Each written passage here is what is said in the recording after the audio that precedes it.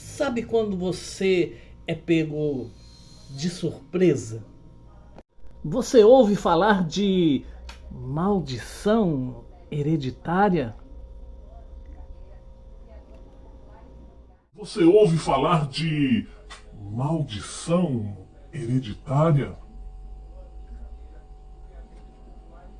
Você ouve falar de maldição hereditária?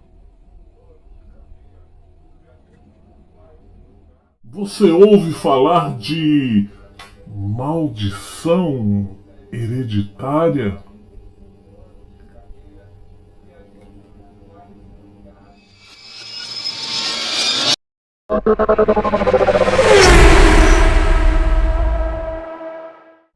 Bom dia, boa tarde, boa noite. Seja bem-vindo ao Diário de Bordo. Eu sou Eduardo Rogério e vamos falar hoje aí sobre esse assunto, na minha opinião, gravíssimo, porque você está conversando com uma pessoa que supostamente conhece a palavra e de repente essa pessoa cita que aonde ela frequenta ensinam que existe a maldição hereditária e principalmente que ao investigar o passado dos seus pais, dos seus parentes, você se encontrar algo desabonador, você deve procurar um dos líderes, confessar o que você descobriu a ele e pedir perdão. Não ficou claro se é o líder ou se é a Deus, para que esta maldição hereditária seja tratada. Coisa que eu achei assim um absurdo. E de repente você aí do outro lado está passando por este mesmo problema, por essa mesma situação. Por isso eu resolvi trazer esse vídeo para você, falando de maldição hereditária. Existe, não existe? É bíblico, não é bíblico? É fato, não é fato? Vai ser um pouco longo, mas não saia daí, porque você vai talvez tirar uma dúvida aí da sua cabeça e principalmente você vai elucidar isso na sua vida de uma vez por todas. Um olhar bíblico sobre as maldições hereditárias. Portanto, preste bem atenção, assista com muita atenção esse vídeo. O que é uma maldição hereditária? As maldições hereditárias são conhecidas como sendo os pecados ou consequências dos pecados que herdamos de nossos pais. Isso é, que nós, como filhos, podemos estar praticando um pecado que veio até nós como um tipo de vínculo espiritual, ou que estamos sofrendo os efeitos de um pecado como herança de nossos pais. Essas consequências também podem vir na forma de vícios ou vários tipos de doença. Um setor da igreja que enfatize essa questão muitas vezes motiva crentes a fazer uma avaliação retrospectiva e investigar os pecados de seus pais. Eles ensinam que esta pode ser a razão pela qual um pecado ou padrão pecaminoso persista em suas vidas. Eles também ensinam que problemas constantes, doenças frequentes e crises financeiras permanentes podem ser expressões de uma maldição hereditária. Dito de forma simples, uma maldição hereditária aponta para as consequências que podemos estar pagando pelos pecados de um antepassado.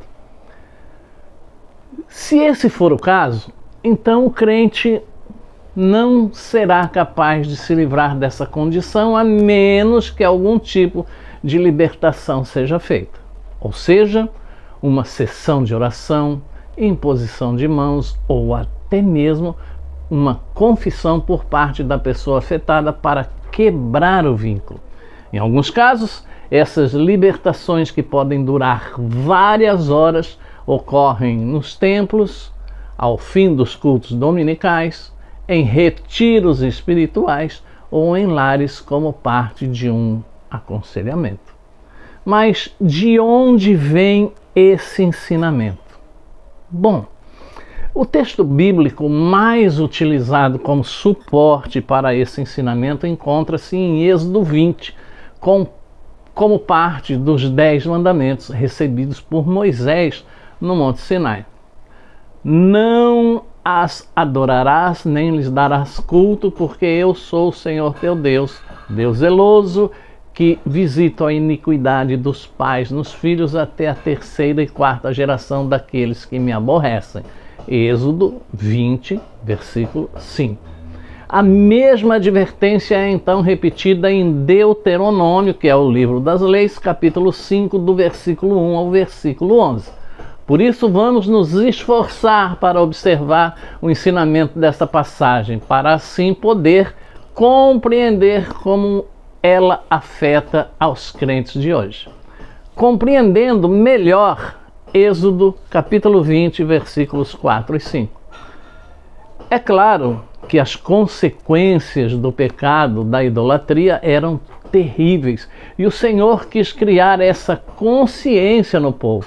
Mas então o que significa que Deus visitará a maldade dos pais sobre os filhos até a 3ª e 4ª geração?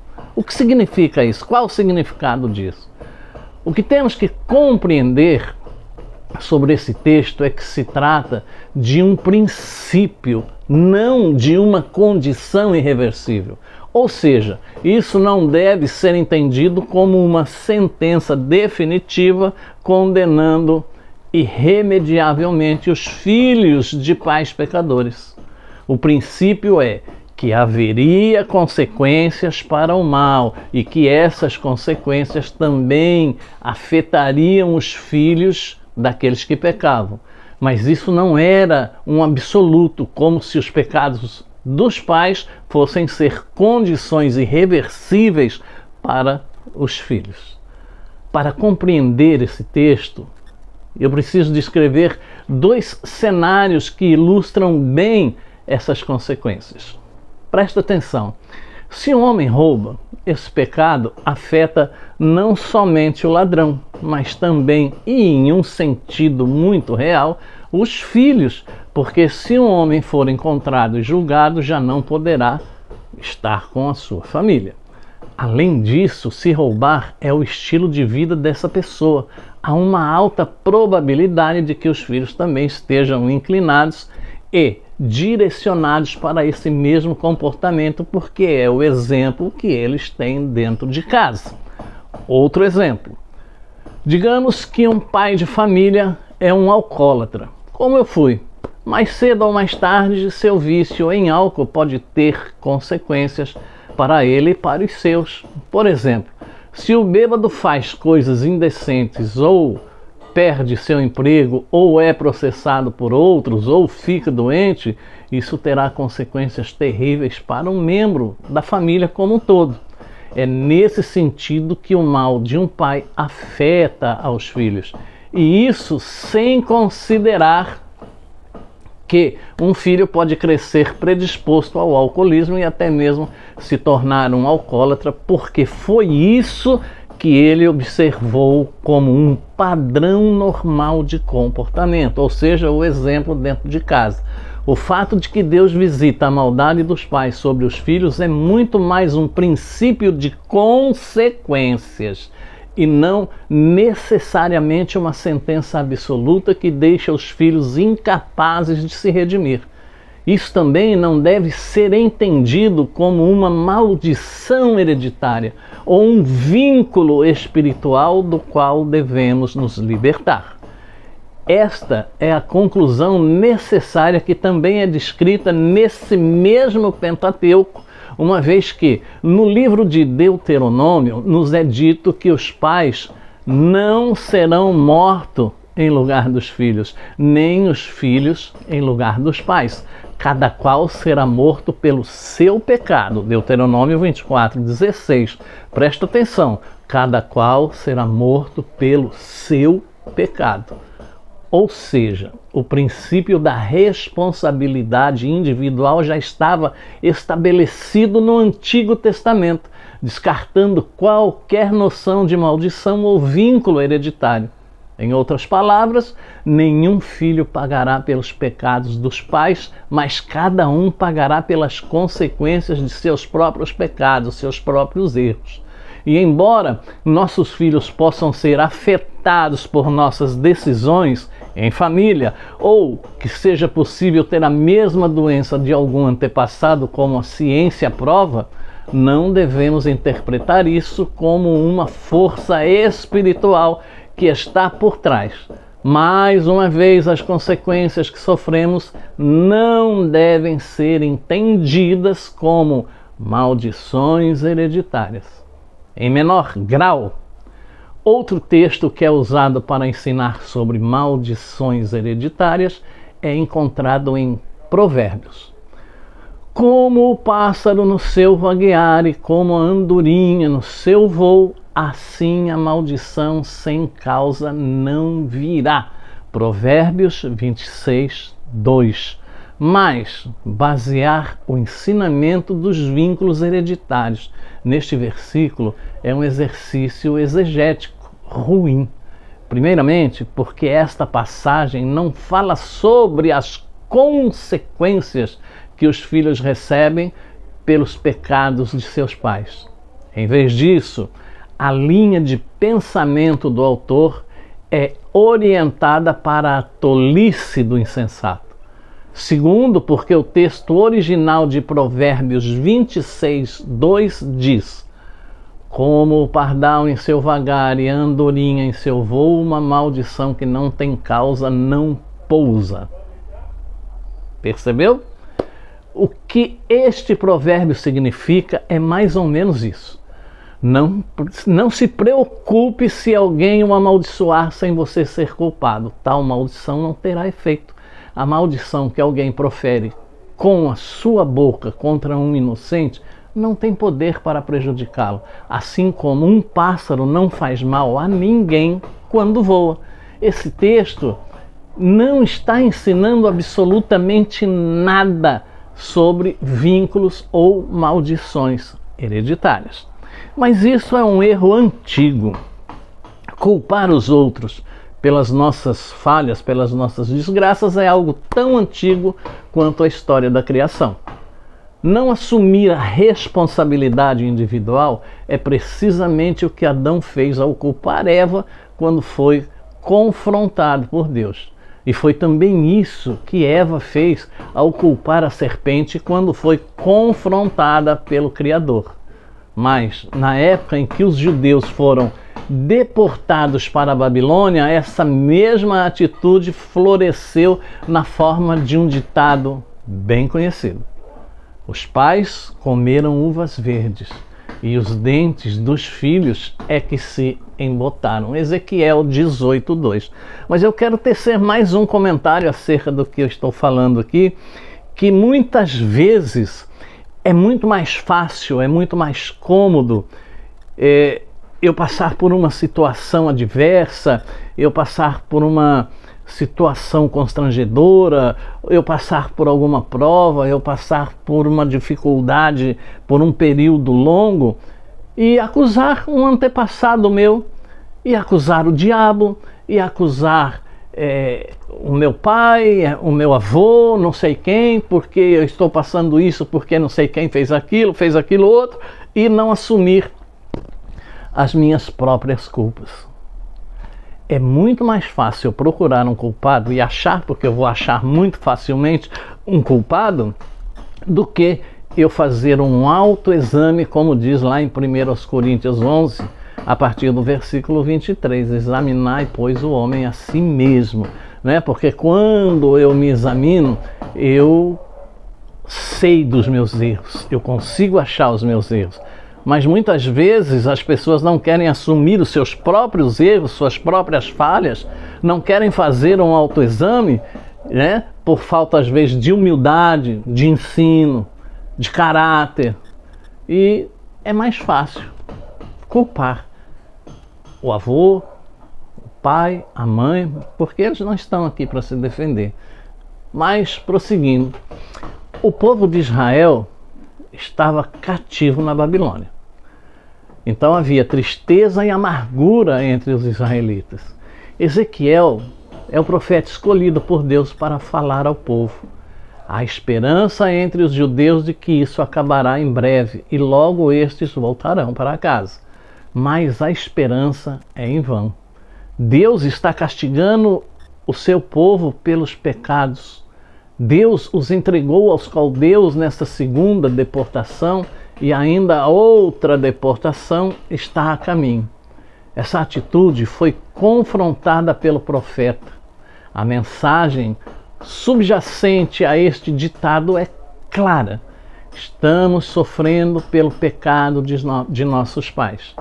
É por isso que o Senhor lhes diz a mesma coisa. Tão certo como eu vivo, diz o Senhor, Deus jamais direis este provérbio em Israel. Eis que todas as almas são minhas, como a alma do Pai também, a alma do Filho é minha. A alma que pecar, esta morrerá. Ezequiel 18, versículos 3 e 4. Aqui, mais uma vez, Deus corrige a noção fatalista de que os filhos vão ser vítimas de uma sentença irreversível por culpa dos seus pais. Essa ideia também é retomada pelos discípulos no Evangelho de João. Eles perguntaram a Jesus se a cegueira de um homem era o resultado do pecado de um antepassado. Para a inquietação dos discípulos, Jesus sabiamente responde: nem ele pecou, nem seus pais, mas foi para que se manifestasse nele as obras de Deus ou a glória de Deus. Mais uma vez, essa inclinação excessiva e até doentia de interpretar as desgraças das pessoas como uma consequência dos pecados de um antepassado é confrontada por Jesus, que lhes diz que esta cegueira só serve para glorificar a Deus. Então, esta ênfase das maldições hereditárias quase sempre prende o crente de assumir a sua responsabilidade pessoal. E o que é mais delicado, não o motiva a buscar arrependimento por seus próprios pecados, por seus próprios erros. E qual é o dano que isso causa? As consequências que o ensinamento dos vínculos ou maldições hereditárias trouxeram para a igreja são muitas e lamentáveis. Alguns no povo de Deus estão procurando avidamente alguém que lhes faça uma sessão de libertação, porque acreditam que esse vínculo só perde seu poder com esta prática. Em outros casos, o crente que se acha inocente vai evitar a sua responsabilidade pessoal e não buscará arrependimento. Mas há também aqueles que ficaram desapontados com as implicações deste ensino. Aqueles que foram objeto da libertação e que com o tempo veem pecados ou as consequências de um pecado reaparecerem, experimentam um desapontamento com o Evangelho ou com as Escrituras. Outros talvez resolvam isso submetendo-se periodicamente a essas libertações que acabam virando um vício. Tive um probleminha aqui com a câmera, mas vamos prosseguindo, já estamos terminando. Como eu vinha dizendo, portanto, de acordo com o ensino bíblico, devemos concluir que a doutrina da maldição hereditária é tecnologicamente ou teologicamente deficiente e na prática é muito prejudicial para o crente e para a igreja em geral. Portanto, você teve aí uma explicação bem elucidada, bem feita, com respeito a esse negócio de maldição hereditária. Portanto, se você está aflito com esse assunto, se você já ouviu algo do tipo que nós falamos aqui, que eu falei aqui, se você está aflito, se você de repente está passando por esse processo de que eu preciso me libertar, eu preciso passar por uma sessão, eu preciso... Meu irmão, você precisa conhecer a palavra. A palavra é que te liberta, te transforma, te conduz, e conhecereis a verdade, e a verdade os libertará. Portanto, não fique preso ao passado, não fique preso a algo que te condena. Jesus te chamou, Jesus te escolheu para ser livre. Ele disse que ele veio para que você tenha vida e a tenha em abundância.